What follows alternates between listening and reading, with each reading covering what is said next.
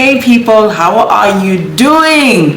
I hope everything is going okay. And today I just felt that it would be important, now that we are in the month of February, to find out how you're going with your strategy. Did you sit down? Did you work on it? Is it still in your mind? Did you do it with your team? Did you decide to do it alone? Did you do it with a mentor? I'd like to know. So I just felt that I needed to do a longer explanation on strategy and just give more insight into why I think it's very important, by also sharing some of the difficulties and some of the good things that came out of the process when we did it as Majestic. So the first thing I learned was that when I did the strategy on my own as the business owner, it was a bit boring. And that's the reality. It was a bit boring because you're sitting down, you're thinking, you have to do the thinking game. And it was a bit tougher for me to do it this year than before. I'm not too sure why. But you look at this 5-page thing, or you look at your calendar for the previous year and you're wondering, gosh, how much did I achieve? And so that's the first thing you have to fight. That thought of, I didn't have a good year, I didn't perform as well as I was supposed to, I didn't do everything that I planned to do. You will find out, like I did, that when you go through your strategy for the previous year, or even just the things that you had set out to do, your goals, you will realize that you actually accomplished more than you anticipated. So initially it might be a bit difficult, but do it anyway, right? And then when you start reading, you'll start realizing if you did the strategy well and broke it down into manageable pieces, then you'll be able to say, okay, I actually did this. So I think I didn't think I did very well last year, but when I started going through the 2023 strategy that we set out to do, I realized we actually didn't do very badly. We actually accomplished a lot more than what I had anticipated. So do it anyway. That's the first thing. Do it anyway, no matter how boring it feels when you're doing it alone. And there's some people who are more introverts, and so working alone works for them. For me, I think I like working with people. I like teamwork. So doing it alone was a challenge, but I advise you to do it, such that when you go back to your team, you kind of have direction, and it's still an open discussion, but you are more prepared, and you know how to figure out, okay, this is the direction I think we should go in, or this is not the direction I think we should go in, because at the end of the day, you're the visionary of the business. Another thing I found out when I started working on my own is that you can't just read, right? So don't just skim through it. Take a notepad. I like to write more than I like to type. So if your strategy is in soft copy, and get another sheet or another book. For me, I work better with books, because as you go through, there's a number of thoughts that will come to mind. Maybe it's a task that you had put out to do in maybe July, and it didn't happen in July, it didn't happen in August, it didn't happen at all. And so you're like, okay, why didn't that happen? And so you can write down something and say, it could be, it didn't happen because of this, or this is a bad idea, or this client, we're not going back there again. Or you could just write whatever comes to mind. And sometimes it might feel as though you're just writing for the sake of writing, but the more you do that, the more you go through what you've done and jot down notes, you'll start to see a common thread coming together, right? So what I did is I took a notebook and I put like one page that was for what went well, and I had another page for what did not go well, I had another page for what did I do and never ever want to do again, what mistakes I made, and so that when you read a point you don't have to feel like you can just jot it down wherever. So I found that very helpful. Just write it down before you bring it together. So have a notebook, write down your thoughts. It's important to write down your thoughts, unless you're a vlogger. I'm like, I don't know how that would work. Will that work? Maybe I should try it sometime. But yeah, get a notebook. Another thing that I found by doing it on my own is don't push yourself too hard. I know there's a video I did in the business maturity series that was saying you can do your strategy in 8 hours, and indeed you can do it. But let's not kid ourselves. Sometimes, especially if you're in Kenya right now, things are really tough. The economy is crazy. The dollar rate is poof up the roof. What you were paying for last year is not the same amount you're using to pay for that item this year. It can be a bit discouraging. So I would say make sure you're in the right space, okay?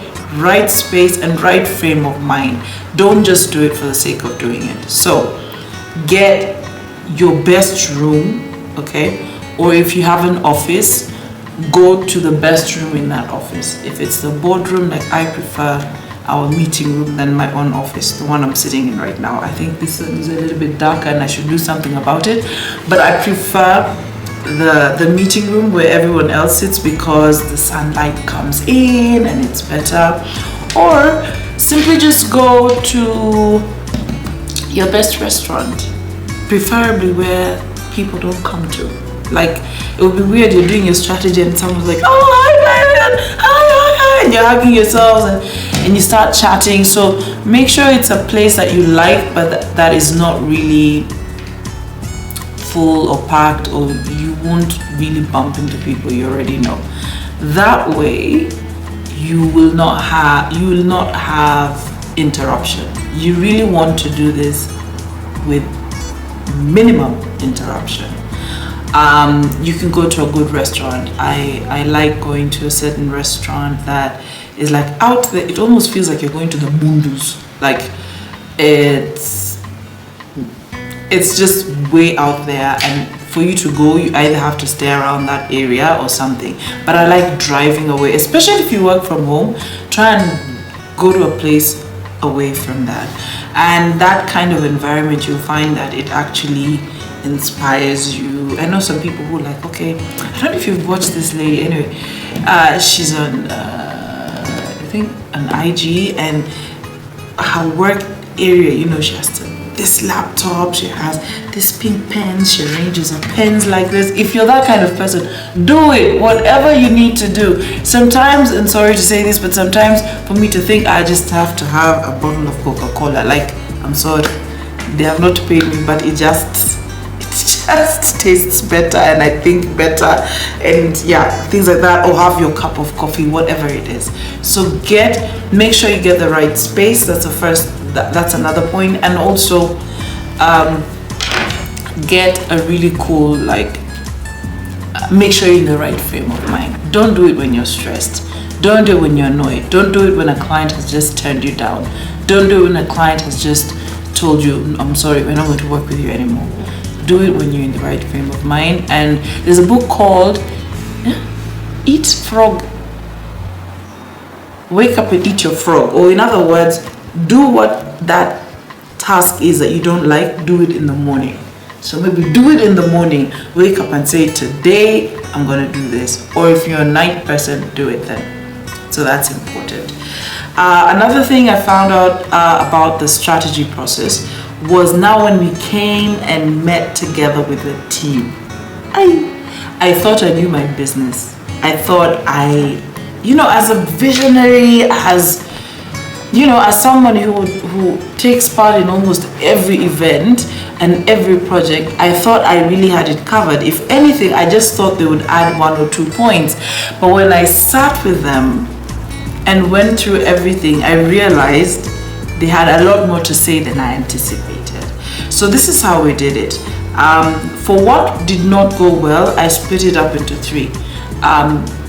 For a business to function, you need the three main things. You need operations. We split them up into operations, finance, and marketing. And I'm not saying that's the only way to do it, but that's what works well for us. So anything that's operation-wise that doesn't give us moolah, then you put it under operations. Anything that is financial-based, money-based, you put it under there. And then on the marketing space. Marketing, I think even your digital stuff, your social media should come under there because it's still marketing. So what I did was when we were doing like strengths, what are our strengths?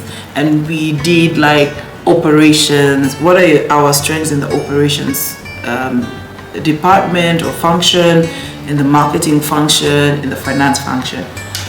Wow.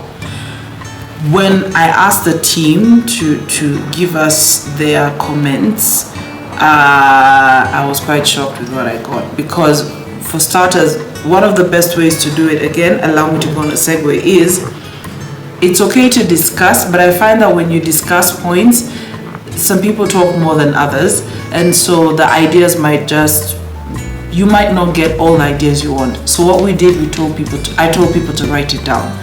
So write down the strengths according to your marketing, operations, and finance. And once they wrote it down, I told them, swap your notes. So no one has the opportunity to change what they already wrote. And the points they gave, the suggestions they gave were such a great insight. They even talked about things I'd forgotten about, like different events or projects we did last year and lessons we got from them. I totally forgot about them. So please do it with your team. And your team doesn't necessarily have to be people you pay every day. You might not be employing people right now, but guess what? When you were running that event, you had a team of like 8 people. Why don't you do it with them? You know, or you have one assistant, that's fine, do it with them. Just do it with them, okay? Or if you're the kind of planner who works with the same suppliers for every event, agree to work together and do it with them, and just tell them, look, I want to work on my strategy, and since you're the suppliers I work with, can we work? I will buy you breakfast, or I'll buy you a cup of coffee or something like that, and then sit down and do it together. So make sure you do it with your team. And then that's not over. Once you've done that, there is now what you call compiling. Okay, you've compiled it and everything. It looks really good, and it will. I want to see if I have a strategy somewhere. I don't know if I have one. We didn't print. We printed ours, but I don't know where I kept it. Where did I keep it? Sheila, where did I keep it? Yes, thank you. Sheila has helped me. So ours looks like this. It's a lot more pages because I like to space. But what? It's in paper format like this, and that's because I'm more of a hard copy person than I am a soft. What happens? How do you make sure that you do everything that you said you would do? I mean, like, how do you do it? It's very easy to do this and then simply and say, yeah, I did my strategy, but then how do we make sure you do it? How do we make sure that we do everything? Are you supposed to read your strategy every morning? I mean, look at this. This is like at least 10 pages. So am I telling you to read your strategy every morning? There are some people who do, but let's not kid ourselves. Most of us are small business owners. We don't have all the time in the world. So what's the quickest way of doing it? I'm going to tell you, because it's the hardest thing for me to do this time round, because I decided to do it on my own. So key in all that you discussed, all that you agreed on a project calendar or project management software. Make them tasks. So for example, all right, so I'll give you an example. One of our weaknesses was sending proposals late. yeah, especially when it comes to gift hampers. So you find that last year maybe we didn't get enough good sales because we sent the corporates that we work for the proposals late. So what that means is I go onto Asana, and in Asana it allows you to divide your work. So you can divide, they call them projects. So you have a operations project, you have a gift hamper project, you have an events project. You can, by the way, divide it the way you want.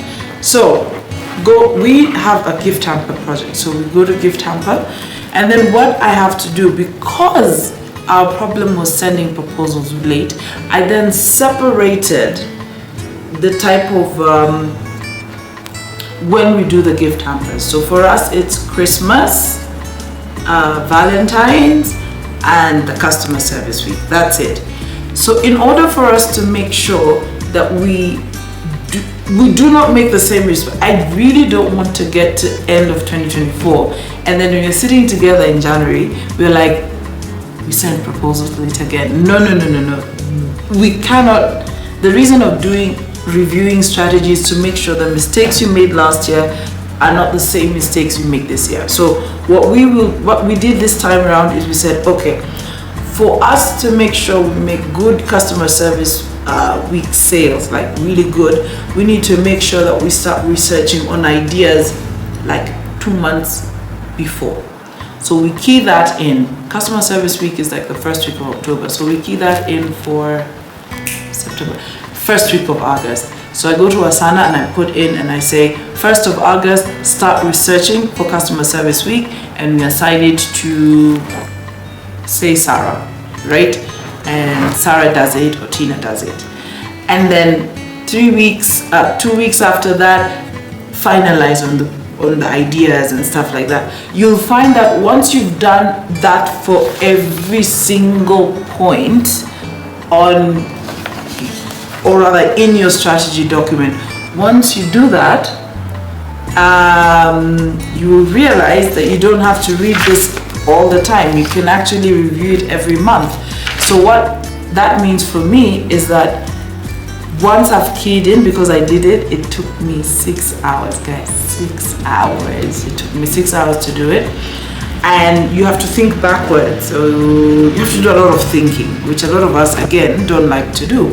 So I kept thinking, and it took us 6 hours. So now all I have to do is every morning, I just go to Asana and I click my tasks, and everything that I had planned to do, even like 6 months ago, will tell me what I need to do on that day. So that's another point. Make sure that once your strategy is in, key it in to a project management system or software. You can't, even if it's 2 pages, you can't put it all in your heads. You can't. I mean, unless you're a genius, which but for the most of us, we need to be reminded. So our system is really good. Use project management. I use Asana. We've used Asana for so long. It was introduced to be my consultant, Eunice Nyandat from My Biz Marketer, and that really helped me quite a bit. And my team also has learned to rely on Asana. So that's what I felt that I needed to let you guys know, that once you've keyed it in, you can now breathe and start executing the strategy. And then once you've done that, right? Once you've done that, you review after every month or every quarter, depending on you. So that's all I have for you today. Have a good one. Let me know how it's going for you, your 2024 strategy, and let's meet after 3 months, maybe the end of March, beginning of April, or around there. Let's review. Let's see how we're going. I wish you all the best. Take care.